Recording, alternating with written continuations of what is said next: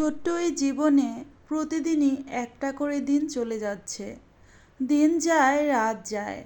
সময় এবং স্রোত কারো জন্য কিন্তু অপেক্ষা করছে না। ঠিক তার সময় মতো সে চলে যাচ্ছে। হ্যালো এভরিওয়ান, আসসালামু আলাইকুম। আপনারা সবাই কেমন আছেন? আশা করি সবাই সুস্থ আছেন, ভালো আছেন। আল্লাহর অশেষ রহমতে আমরাও ভালো আছি, আলহামদুলিল্লাহ।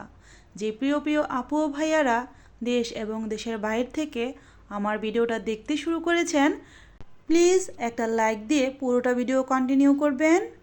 আর আমার চ্যানেলে আজকে যারা নতুন ভিজিট করেছেন, সাবস্ক্রাইব করে আমার চ্যানেলের পাশে থেকে যাবেন। আপনারা আমার পাশে থাকবেন, আমিও আপনাদের পাশে থাকব ইনশাআল্লাহ। সকাল থেকে আজকে ব্লগটা শুরু করছি। সকাল থেকে সন্ধ্যা পর্যন্ত সংসারে ব্যস্ততার একটি দিন আজকে আমি আপনাদের সাথে শেয়ার করব।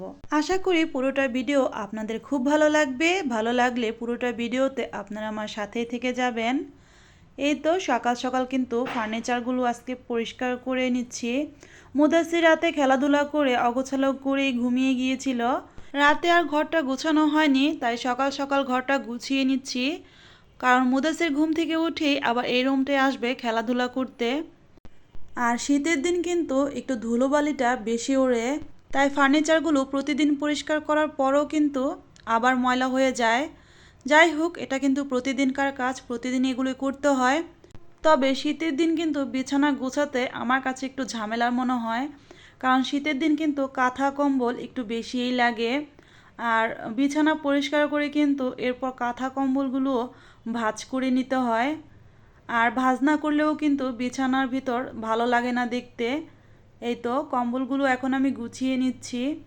একটা সংসারে প্রতিদিন কিন্তু অনেক কাজ থাকে। প্রত্যেকটা কাজই কিন্তু আমরা গৃহিণীরা ভালোবেসেই করে থাকি। আর সংসারের প্রত্যেকটা জিনিসের প্রতি কিন্তু আমাদের প্রচুর মায়া, প্রচুর ভালোবাসা আর ভালোবেসে আমরা যত্ন করি। যেই সংসারে মেয়েরা যতটা গুণবতী, সেই সংসারের উন্নতিও কিন্তু ততটাই হয়ে থাকে। কারণ একটা পুরুষ বাইরে থেকে ইনকাম করে আনে, আর একজন গৃহিণী সেই ইনকামের টাকাগুলোকে সংসারের সঠিকভাবে প্রয়োগ করে।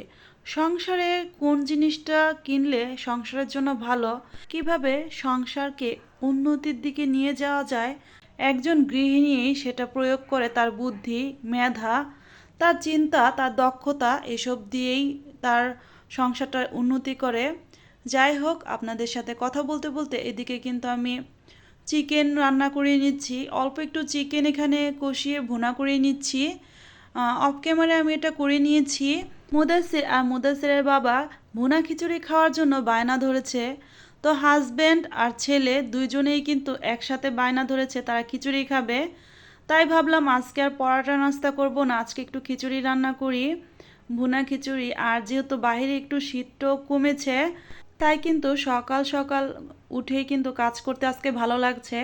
বাহিরে যদি সকালবেলায় রোদ চলে আসে তাহলে কিন্তু সকালবেলা কাজ করতে খুবই আমার কাছে ভালো লাগে। আর এই কয়দিন যেই শীত ছিল, শীতের কারণে কিন্তু কাঁথা কম্বল ছেড়ে উঠতে ইচ্ছে করেনি। সারাক্ষণ কিন্তু ইচ্ছে করেছে যে কাঁথা কম্বলের ভিতরেই থাকি, কিন্তু তা তো থাকা সম্ভব না, কারণ আমি তো বাচ্চার মা। আর বাচ্চার মায়েরা কিন্তু চাইলেই শুয়ে থাকতে পারে না, কারণ বাচ্চাদের সকাল হলেই কিন্তু অনেক কাজ আছে। বাচ্চাদের খাওয়া দাওয়া, বাচ্চাদের কিন্তু ফ্রেশ করানো। তবে মুদাসিরের বাবা কিন্তু সেই দিক থেকে অনেক ভালো। সে কিন্তু বাচ্চার এই দিকটা খেয়াল করে। যতক্ষণ বাসায় থাকে, মানে কাজে না যায়, ততক্ষণ কিন্তু মুদাসিরের দিকে যথেষ্ট নজরে রাখে। আর মুদাসিরের যে বাড়তি কাজগুলো, তার যে পটি করানো, তাকে খাবার খাওয়ানো, তাকে ড্রেস চেঞ্জ করানো, সেই কাজগুলো কিন্তু মুদাসিরের বাবা করে থাকে। এই দিক দিয়ে আমি বেশ লাকি, আমার কিন্তু এই দিক দিয়ে খুবই কষ্ট কম হয়। কিন্তু মুদাসিরের বাবা কাজে চলে গেলে কিন্তু এই কাজগুলো আবার আমাকেই করতে হয়। আর যাই হোক, আপনাদের সাথে কথা বলতে বলতে এদিকে আবার খিচুড়ি রান্না করে নিচ্ছি চিকেন দিয়ে। তো কে কিভাবে কথা নেবেন জানি না, তবে আজকে আমি আপনাদের কাছে বলতে আমার যারা বন্ধু আছেন, আমার যারা সাবস্ক্রাইবার আছেন, তাদের উদ্দেশ্যে একটি কথা বলি। আসলে আমি চাচ্ছি কয়েকদিন যাবৎ ভিডিও একটু বড় করেই দিতে, কারণ বড় করে ভিডিও না দিলে ওয়াচ টাইম আমার হেল্প হচ্ছে না, মানে আমার সাহায্য হচ্ছে না। তাই আপনারা আমার যারা বন্ধু আছেন, সাবস্ক্রাইবার আছেন, তারা তো আমার বন্ধু, তাই আমি চাই আমার ভিডিওগুলো আপনারা ফুল ওয়াচ করে দেখেন। আর আমি কিন্তু সব সময় আপনাদের ভিডিও ফুল ওয়াচ করে দেখি, আপনারা নিশ্চিন্তে থাকতে পারেন। আর আমি শুধু এটাই চাই আমার বন্ধুরা যাতে আমাকে এই সাহায্যটা করে, আমার ভিডিওগুলো ফুল ওয়াচ করে দেয়। কারণ আপনারাই তো আমার বন্ধু, আর বন্ধুর সমস্যায় কিন্তু বন্ধুরাই বন্ধুদের সাহায্য করে। আর এই তো এদিকে আমার খিচুড়িটাও কিন্তু হয়ে আসছে। আর ভিডিওর এই পর্যায়ে এসে আমার সেই প্রতিদিনকার একটাই কথা, আমার কথায় ও কাজে যদি কোনো ভুল ত্রুটি হয়ে থাকে প্লিজ ক্ষমা সুন্দর দৃষ্টিতে দেখবেন। আর আমার প্রতিদিনকার ব্লগগুলোতে আমার কথা দ্বারা কেউ যদি আঘাত পেয়ে থাকেন তাহলে নিজের আপনজন ভেবে আমাকে ক্ষমা করে দিবেন। প্রতিদিন আপনাদেরকে এই কথাটা বলে আমি একটু বিরক্ত করি, তবে আমি একটু বিরক্ত করবই। এর কারণ হচ্ছে আজ হয়তো আমি বেঁচে আছি, আপনাদের কাছে ক্ষমা চাইতে পারছি, একদিন এমন একটা সময় আসবে হয়তো ক্ষমা চাওয়ার সুযোগটাও আর পাবো না। আমাদের জীবন থেকে প্রতিদিনই একটা করে দিন চলে যাচ্ছে, প্রতিদিন কিন্তু আস্তে আস্তে আমরা মৃত্যুর দিকে ধাবিত হচ্ছি। আর মানুষ মাত্রই মরণশীল, আজ হয়তো কাল একদিন না একদিন আমরা কিন্তু মারা যাব, মৃত্যু হবে এটা কিন্তু নিশ্চিত, বেঁচে আছি এটাই হচ্ছে অনিশ্চিত। আর এই তো আপনাদের সাথে কথা বলতে বলতে এদিকে আমার খিচুড়ি রান্নাটা হয়ে গেছে, তাই এখন খিচুড়ি বেড়ে নিচ্ছি। তো এক প্লেটেই কিন্তু বাবা আর ছেলে খেয়ে নিবে, তো বাবা আর ছেলেকে আগেই খাবারটা দিয়ে দিচ্ছি যেহেতু তাদের অনেক ক্ষুধা লেগে গিয়েছে। তো সকালে নাস্তা করে কিন্তু আবার ফিরে আসছি, আপনারা আমার সাথে থাকবেন। মুদাসের বাবা সকালে খিচুড়ি খেয়ে বাজারে চলে গিয়েছিল, তো বাজার থেকে কী কী এনেছে তাই এখন আপনাদের সাথে শেয়ার করছি। এখানে রসুন, আদা আর মসুরের ডাল এনেছে। তো মসুরের ডালটাও শেষ হয়ে গিয়েছিল, আর আদা রসুনের পেস্টও আমার শেষ হয়ে গিয়েছে। আদা রসুনটা থাকতেই আমি আদা রসুনটা আনতে বলেছি, এর কারণ হচ্ছে যেহেতু মুদাসে ছোট, চাইলেই কিন্তু একবারে আমি অনেক কাজ করতে পারি না, আমাকে কিন্তু অল্প অল্প করেই কাজ করতে হয়। আর আদা রসুনটা আমি যখন কাটবো অল্প অল্প করেই কেটে নিব, এরপর কিন্তু ব্লেন্ডারে ব্লেন্ড করে নিব। আর ছোট দেশি রসুনগুলো কিন্তু আমার কাছে খেতে ভালো লাগে, দেশি রসুনের স্বাদ আর ঘ্রাণ দুটোই কিন্তু বেশি। আর এদিকে কাচকি মাছ নিয়ে এসেছে, তো মুদাসের বাবাকে বলেছি বড় মাছ আর মাংস এই দুইটা আজকে আনবে না, এটা আমার খেতে ইচ্ছে করছে না। তো আজকে কিন্তু কাচকির মাছ খেতে খুব ইচ্ছে করছিল, তো বাজারে গিয়ে কিন্তু টাটকা কাচকি মাছ পেয়েছে, কাচকির যেই পোনা, কাচকির পোনা মাছ, তো সেইগুলো। তো এই মাছটা আমি একটু বেশিই খাই, কারণ কি প্রায় প্রায় খাওয়া হয়। এই গুঁড়া মাছটা কিন্তু কাটতে হয় না, একটু ভালো করে বেছে এরপর ধুয়ে নিলেই কিন্তু মাছটা রান্না করা যায়। এই জন্য এই মাছটা আমার এত ভালো লাগে, আর খেতেও কিন্তু আমার খুবই পছন্দ।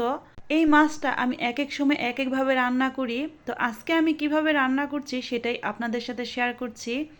তো যারা নতুন গৃহিণী, নতুন রাঁধুনি আছেন চাইলেই কিন্তু ঝটপট করে, যদি আপনাদের হাজব্যান্ডরা গুঁড়া মাছ খেতে পছন্দ করে, এই মাছটা কিনে এভাবে রান্না করে খাওয়াতে পারেন, তাহলে কিন্তু আপনার প্রশংসা করতে আপনার হাজব্যান্ড বাধ্য হবে। কাচকি মাছ রান্না করার জন্য প্রথমে কাচকি মাছটাকে ধুয়ে আমি কাচকি মাছটা কড়াইতে দিয়ে দিলাম, এরপর পেঁয়াজ কুচি আর কুচি করে আলু কাটা, সাথে টমেটোর পিস 3টা দিয়েছি, বেশি একটা দেইনি যেহেতু মুদাসের বাবা খায় না, কিন্তু আমার এটা খেতে খুবই ভালো লাগে। হলুদের গুঁড়া, মরিচের গুঁড়া, স্বাদ মতো লবণ আর কয়েকটা কাঁচামরিচ, এখন আদা রসুনের পেস্ট, এর সাথে যদি খাঁটি সরিষার তেল হয় তাহলে তো কোনো কথাই নেই। আর এখন আমি খাঁটি সরিষার তেল দিয়ে দিলাম, এখন হাতে মেখে নিব ভালো করে, হালকা করে মেখে নিব। এর কারণ হচ্ছে মাছগুলো খুবই ছোট, জাস্ট একদম পোনা টাইপের, মানে পোনা টাইপের কাচকি মাছ, তাই আমি হালকা করে একটু মেখে নিব। এভাবে মেখে নিলে কিন্তু স্বাদ অতুলনীয় লাগে। আমি জানি আমার প্রিয় প্রিয় আপু ও ভাইয়ারা, বিশেষ করে আমার আপুরা মজার মজার রেসিপি শেয়ার করে, তারাও কিন্তু কাচকি মাছ অনেক সময় এভাবেই হাতে মেখে রান্না করে দেখি। আমি তবে কয়েকভাবেই রান্না করি, হাতে মেখে রান্না করলে আমার কাছে একটু বেশিই ভালো লাগে। আর এই তো এখন ঢাকনা দিয়ে ঢেকে দিলাম। কাচকি মাছটা রান্না হতে কিন্তু খুব বেশি একটা সময় লাগবে না, একদম কম সময়ে কাচকি মাছটা হয়ে যাবে। এখানে কিন্তু বেশি একটা পানি দেইনি, একদম অল্প করে একটু পানি দিয়েছি। আর এই তো কিছুক্ষণ রান্না করার পর দেখলাম যে কাচকি মাছটা প্রায় হয়ে গেছে, তাই ধনিয়া পাতা দিয়ে দিলাম। দেখতেই পাচ্ছেন কাচকি মাছের চচ্চড়িটা বেশ লোভনীয় হয়েছে, খেতেও কিন্তু অসাধারণ হয়েছে। এরকম একটু কাচকির মাছের চচ্চড়ি হলে কিন্তু ভাত খেতে আর কিছুই লাগে না। আর আজকে দুপুরে কিন্তু সাদা ভাত আর কাচকি মাছের চচ্চড়ি আর অফ ক্যামেরায় আমি মসুর ডালটা রান্না করে নিয়েছি। তো দুপুরে খাবারের মেনু হচ্ছে আমাদের কাচকি মাছের চচ্চড়ি, সাদা ভাত আর মসুরের পাতলা ডাল। অফ ক্যামেরায় দুপুরের খাওয়া দাওয়া আমরা করে নিয়েছি। তো আপনারা কিন্তু চলে যাবেন না, আমার সাথেই থাকবেন। বিকেলবেলা মুদাসিরকে নিয়ে একটু বের হয়েছিলাম। তো ভাপা পিঠা কিন্তু মুদাসির খায় না আর মুদাসিরের বাবাও খায় না, তাই বাসায় কিন্তু আমার বানাতে ইচ্ছে করে না, শুধু আমি একাই খাই। তাই ভাপা পিঠা কিনে নিয়ে এসেছি। তো যেইখানে ভাপা পিঠা বানায় দেখলাম যে খুব ভালো করে পিঠাটা বানিয়েছে। এমনিতে সচরাচর যে আমাদের বাসা বা গল্লির কাছে যেখানে বানায় সেখানে বেশি একটা ভালো বানায় না। আমরা একটু দূরে গিয়েছিলাম, তো সেখানে দেখলাম যে পিঠাগুলো বেশ ভালো বানিয়েছে। তাই 3টা পিঠা নিয়ে আসলাম। আর এখানে চা চা ছাড়া তো চলবেই না। 1 কাপ চা বানিয়ে নিলাম, সাথে পিঠা। এখন ভাপা পিঠা খাবো আর চা খাবো। শীতের এই সন্ধ্যার দিকে এই গরম গরম ভাপা পিঠা আর চা খেতে কিন্তু অসাধারণ লাগে, দুর্দান্ত লাগে। চা খেয়ে এখন রুমে চলে আসলাম। তো কিছু জিনিস কেনাকাটা করেছি, সেটা এখন আপনাদের সাথে শেয়ার করব কি কিনলাম। তো এখানে একটা ট্রে নিয়েছি, এই ছোট ট্রেটা। এই ট্রেটা ইটালিয়ানো আরএফএল এর থেকে নিলাম। ছোট্ট এই ট্রেটা আমার কাছে বেশ ভালো লাগলো।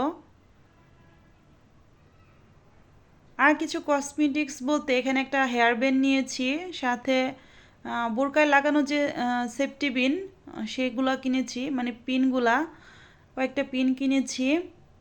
তো মুদাসিরের লশনটা শেষ হয়ে গিয়েছিল, মূলত লশনটা আনতে গিয়েছিলাম। এরপর এটা দেখে ভালো লাগলো তাই এটাও নিলাম, এই ব্যান্ডটা। তো আমার কাছে মোটামুটি ভালোই লাগলো, তাই এই কাঁটাটাও নিয়ে নিলাম। আর বোরকার এই ক্লিপগুলো দেখি ইদানিং মেয়েরা পড়ছে, যারা স্কুলে পড়ছে সেই মেয়েরা, তো আমার কাছে ভালো লাগলো তাই আমিও কয়েকটা নিয়ে নিলাম। আর একজোড়া চুড়ি নিয়েছি বাসায় রেগুলার পরার জন্য। এমনি তো সিটি গোল্ডের চুড়ি দেখলে কিন্তু ভালো লাগলে আমি কিনে নিই, আমার কাছে বেশ ভালো লাগে এই চুড়িগুলো। আর এই তো মুদাসির কিন্তু এখানে সে একটা গাড়ি নিয়েছে, এই যে এটা একটা পুলিশের গাড়ি। তো আমি যেহেতু ভিডিও করছি তাই তার গাড়িটাও এনে দিল, যাতে তার গাড়িটা আমি একটু ভিডিও করি। মূলত গিয়েছিলাম মুদাসিরের জন্য লসন আনতে। তো লসন কিনতে গিয়ে এই জিনিসগুলো কিনে নিলাম। আসলে মেয়েরা কখনো একটা জিনিস কিনতে মার্কেটে যেতে পারে না, কারণ একটা জিনিস কিনতে গেলে তাদের কিন্তু দেখা যায় অনেক কিছুই প্রয়োজন হয়ে যায়। এদিকে আপনাদের সাথে কথা বলতে বলতে আমি ভিডিওর প্রায় শেষ প্রান্তেই চলে এসেছি। সবাই ভালো থাকবেন, সুস্থ থাকবেন, 5 ওয়াক্ত নামাজ আদায় করবেন। মহান আল্লাহ এই পৃথিবীতে আমাদের যে জন্য পাঠিয়েছে, আমাদের জন্য দোয়া করবেন। আমরাও আপনাদের জন্য অনেক অনেক দোয়া করব। আসসালামু আলাইকুম, আল্লাহ হাফিজ।